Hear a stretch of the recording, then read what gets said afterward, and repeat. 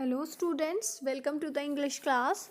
Today we are going to discuss the fourth poem of your book Kaleidoscope, and it is written by S.T. Coleridge, and the name of the poem is Kubla Khan, or A Vision in a Dream, a Fragment. So let us see the preface to Kubla Khan. So the poet describes the empire of a tyrant ruler, Kubla Khan.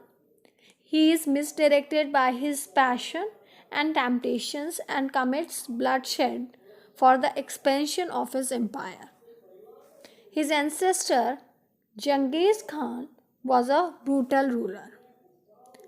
He was the founder of Mongol dynasty, and basically he was an opium addict. He ruled for Zandu in China in the 13th century. This is an incomplete poem, and the poet saw this all in his vision. He tried to capture the essence of the poem but could not complete it due to some disturbance. Kubla Khan and his persons established a giant nomadic empire. Such rule created an outburst from the masses and brought out a fountain of protest, and finally the masses overthrew and wiped out the Mongol kingdom. Though this is an incomplete poem, yet it is a lasting literary piece. It is because of its presentation of supernatural elements as real. By using parallelism, contrast, pathetic fallacy, paradox, and personification, the poet has filled waters of all the seven seas in the incomplete poem, picture like fragment. So, let us start reading the poem line by line so that you will understand it more clearly. In Zandu did Kubla Khan a stately pleasure dome decree, where Alf, the sacred river, ran through caravans, measureless to man, down to a sunless sea. Here, the poet tells us that Kubla Khan has created a dome at Zandu, and that was quite luxurious in a royal way, and that dome was situated near the Alf river, which was sacred river, and where the sun rays could reach in a very difficult situation, means very rarely the sun rays reach at that place. Okay, so twice 5 miles of fertile ground with walls and towers were girded round, and there were gardens bright with cinnamons rills, where blossomed many an incense bearing tree, and here were forests ancient as the hills, and folding sunny spots of greenery. And that dome was covered by a land which was twice miles, means twice 5 miles, means 10 miles fertile around the dome. And here it is said that the walls of the tower were grilled round, means surrounded by the land which was full of small rivers and beautiful gardens, and those gardens were full of fruits and flowers.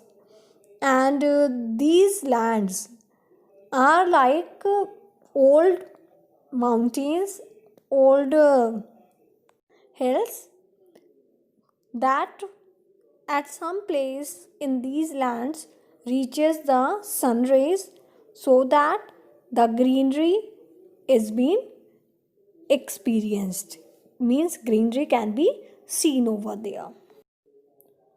But oh, that deep romantic chasm which slanted down the green hill athwart a cadron cover, a savage place as holy and enchanted, Asser beneath a waning moon, was haunted by women wailing for her demon lover.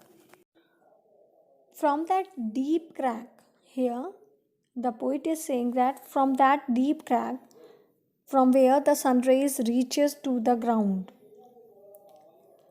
came slanting, means they came slanting, and across they crossed the cadron tree, means it is a kind of long tall tree which is old fashioned and seems to be magical.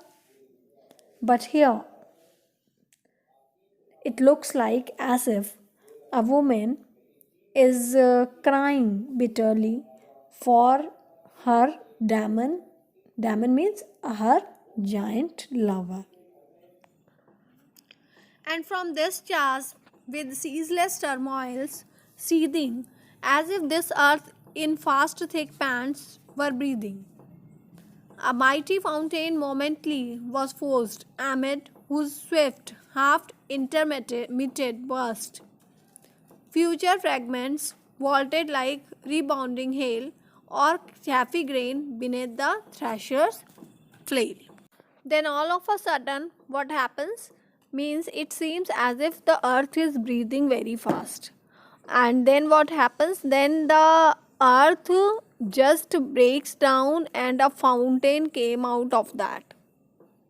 And when the fountain came out, that part of the earth just broken pieces of that part of earth just spread here and there, just like the hailstones, or we can say when the grains fall down during the threshing. And mid these dancing rocks at once, and ever it flung up momently the sacred river, 5 miles meandering with a mazy motion through woods and dale, the sacred river ran. Then reached the caverns, measureless to men, and sank in tumult to the lifeless ocean. And from those dancing rocks means the rocks, the part of the earth which falls down during the emergence of the fountain, and that river, that fountain came out, that becomes the river, because it is never ending, and when the river flows down, it reaches to the ocean, endless ocean. And that river flows from the forest, from the caves. Here caverns means the caves, means after breaking the hardest part of the earth, even that river emerges. And mid this tumult, Kubla Khan heard from far ancestral voices prophesying war. The shadow of the dome of pleasure floated midway on the waves, where was heard the mingled measure. From the fountain and the caves, it was a miracle of rare device, a sunny pleasure dome with caves of ice. And from that, all these natural things, Kubla Khan heard the voice of his ancestors, and they just forecast, they just made the prophecy of the war.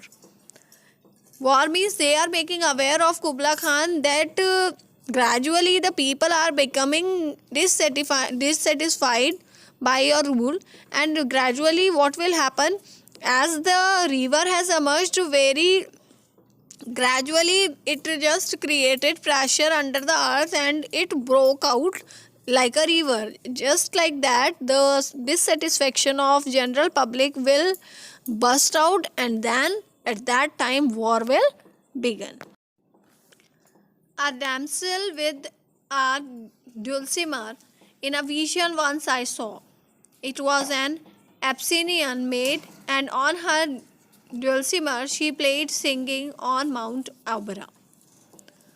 So here the poet is saying that he saw a young girl who was playing a musical instrument named as dulcimer, and in his vision he saw her, means not in reality, he saw her in his own vision, and that girl belonged to Abyssinian.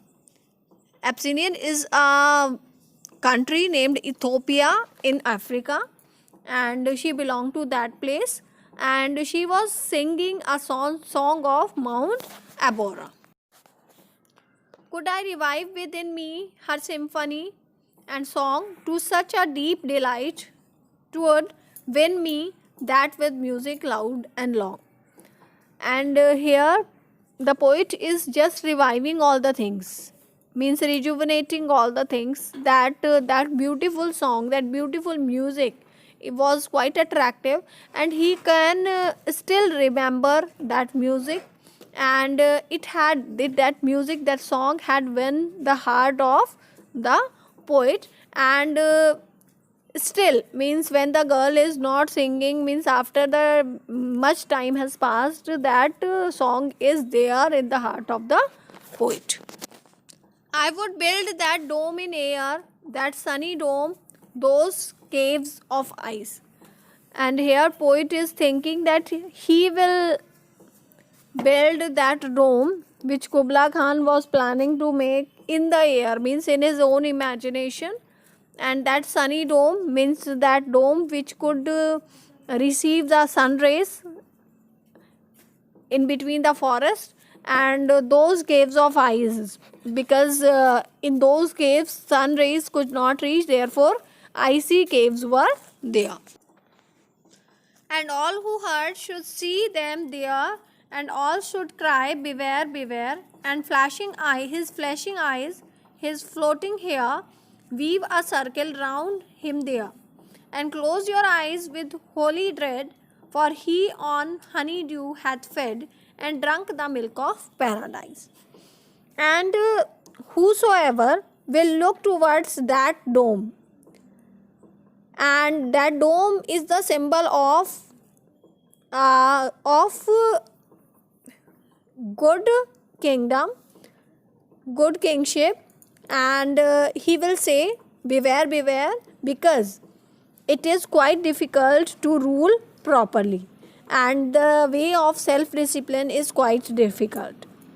And his angry shining eyes, and his floating hair will be there, and that tyrantship was also be there, and around that the people who will look towards that dome will take rounds, and they will close their eyes out of fear, because he had taken the dew of honey and ambrosia. Ambrosia means the milk of paradise, means the liquid that makes us for a lifelong. Okay, so this is all the poem. I hope you all have understood it very well. Read the poem once again from the book. Thank you.